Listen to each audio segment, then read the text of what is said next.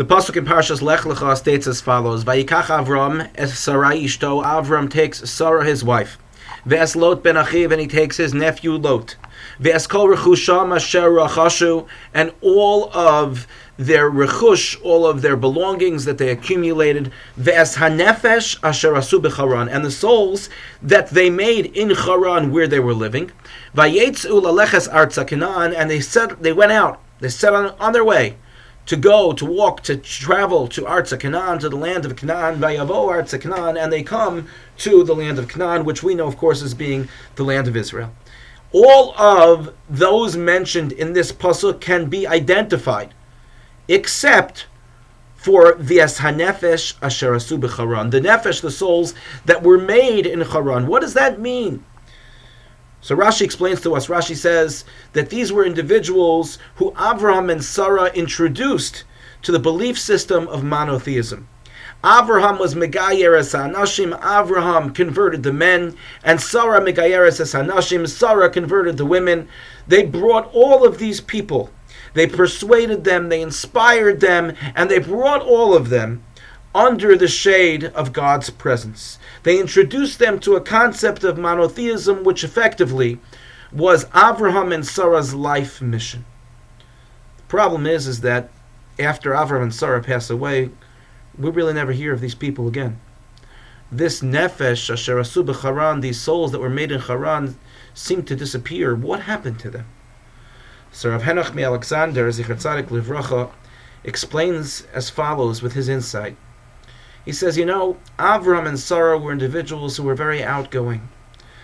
They went and found all of these people who became attracted to them because they had this incredible message that they shared with the world.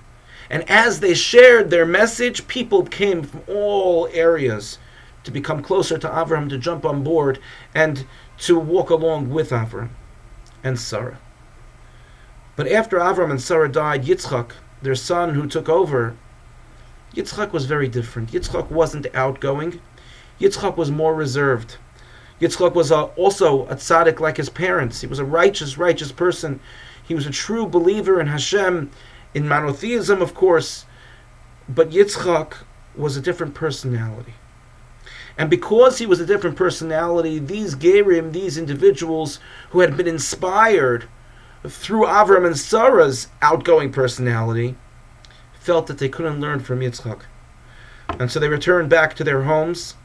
They eventually, when they were home and were not getting any inspiration, were not feeling connected, they eventually went back not only physically but spiritually to where they had come.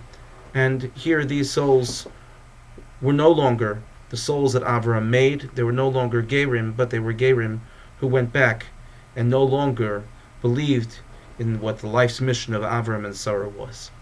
What lesson are we to take? I think the first one is that we have to always make sure that we follow up.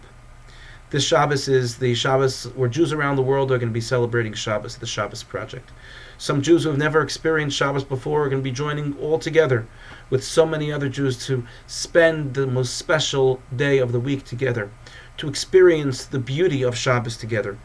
It's important that as we make these connections, we continue to follow up.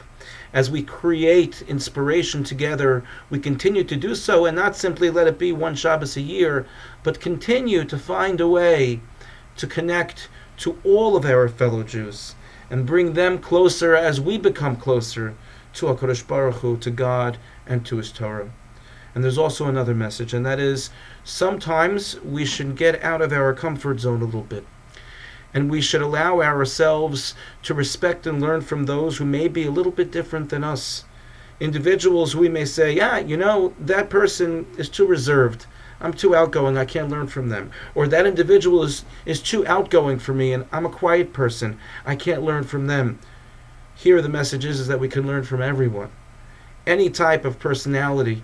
These Gerim could have, these converts of Avram and Sarah could have very well learned from Yitzchak. They could have very well been inspired and lived a life of inspiration from Yitzchak.